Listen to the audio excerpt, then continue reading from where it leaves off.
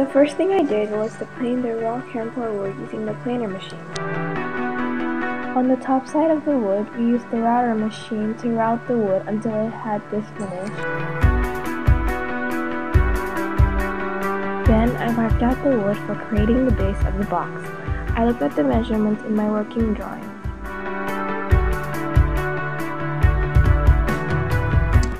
Using the laser jigsaw, I cut the wood into large pieces. Then using the large bandsaw, we cut the wood into 4 pieces roughly along the lines that have been marked out.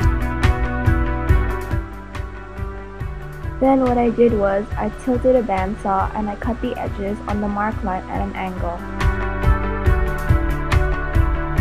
Then each side of the pieces of wood was sanded to create a trapezium shape. To get the shape, we tilted the sanding machine. Then I sanded each of the 4 pieces on the top and on the bottom to create a soft surface. Using wood glue, I glued all the pieces together and then strapped all the pieces together and then leave the box for 24 hours to dry. After the box was left to dry, I covered the gaps with a mixture of sawdust and wood glue to cover the spaces. Then I clamped the box and then sanded the box on all of the sides. To create the base, I measured the bottom part of the box. Then I took a large piece of plywood and roughly cut it for the base.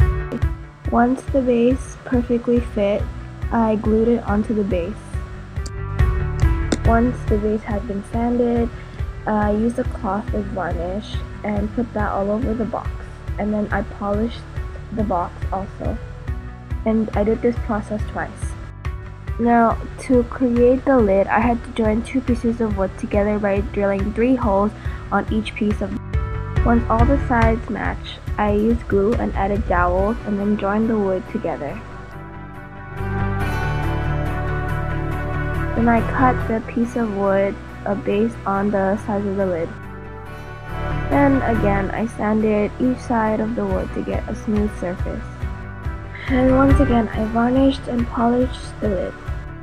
Now, to join the lid to the box, I found hinges and nails.